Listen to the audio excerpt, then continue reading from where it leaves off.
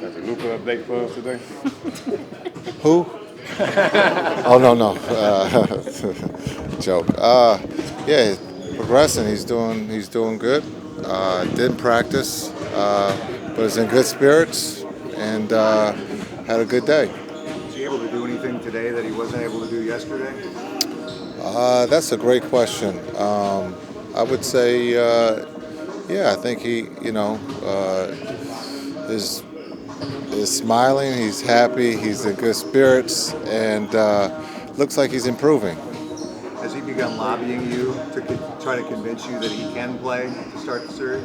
No, he has not. But hopefully at some point he does. But not right now. Not today. No.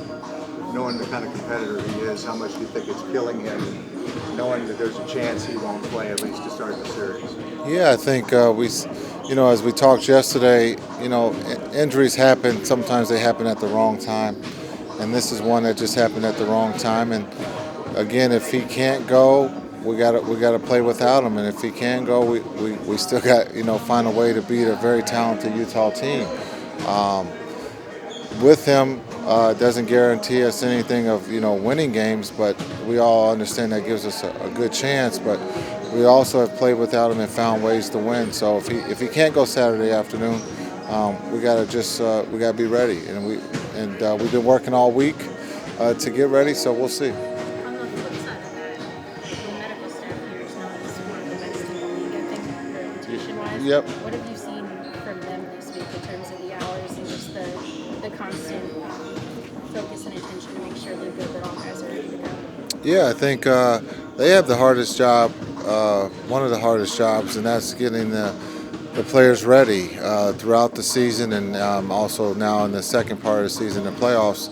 And they have to work on Luka, but there's 14 other guys they have to get ready too for Saturday. So this is a busy time for them, but we have the best in the league, and we truly believe we'll be ready to go on Saturday. Each coach has their different approach of how to talk to teams during this time of the year. I'm curious from your perspective with this group, what has been your message knowing that you've been through this kind of situation before and how you communicate that to them as far as their experience is concerned? Yeah, I think that's a key word is communicate and talk. We talk in the morning before film. We've asked if there's any questions, any concerns. Everybody's been good. No one's had questions yet. But we're taking it, this is a basketball game, and we're going to, give them the answers to the test, and hopefully they can handle that. But we're going to make mistakes on Saturday, and it's how we handle those mistakes and push forward. And this team has been really good at that, of making mistakes and turning the page and having success. So hopefully we can do that Saturday. Utah relies so much on the three-point shot. How do you chase them off that line and make them shoot more twos? Yeah, that's.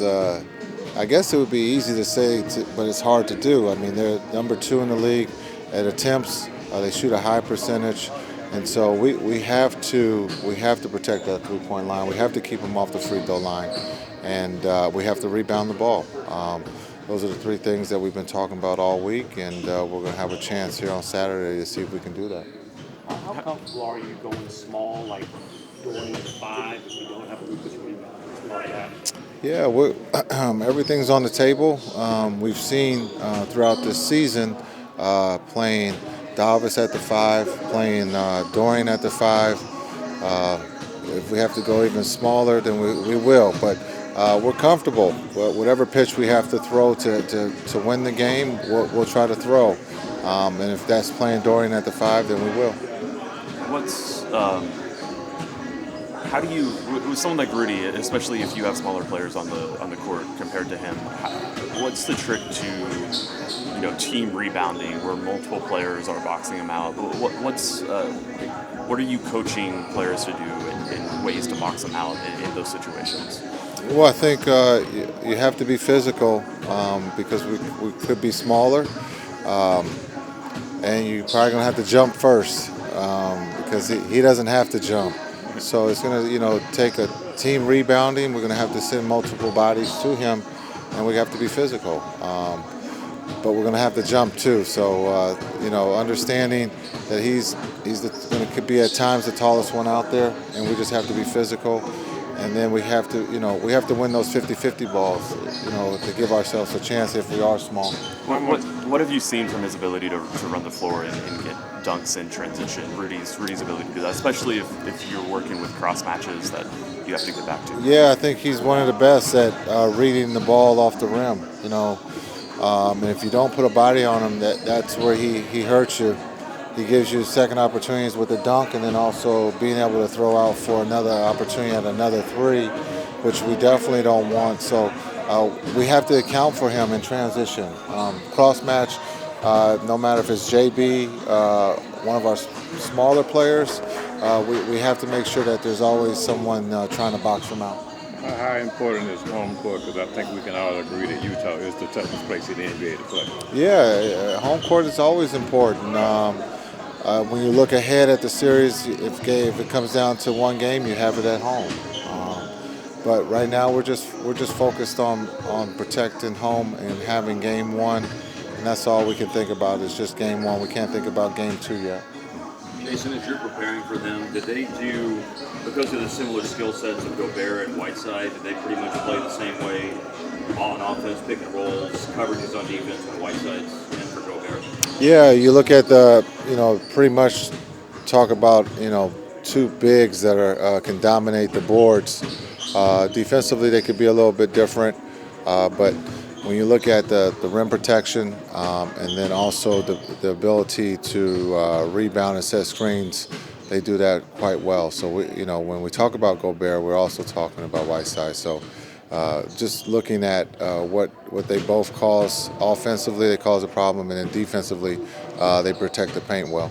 Is it helpful to have the film of that fourth game, the last game you played in the regular season against them, where they, didn't have the centers and did switch everything, and just having the ability to look at how they might play you guys with a different look? Yeah, I think all four games are important to watch, and then also just watching other games against other quality opponents to see what they have done in the past that they could present to us. So we've looked at a lot of video, a lot of games. And so I think we're all excited about having this opportunity on Saturday to get this series underway. Is there a particular point during this week of preparation where you get to a point and say, look, I'm ready to get on the floor, ready to play? Or is it just that continued preparation, knowing that you've got games to look forward to going through? Yeah, I think you take the preparation, the time to get ready. And then after game one, it's about adjustments. But sometimes it's about, can we do something harder? Or do we not do something with any effort? But it's just, it's basketball, and I think a lot of us having this week off, you can't wait for the game to come, and we have an afternoon game, so I think we're all excited because I think we're tired of going against one another. I think our scout team is getting tired too.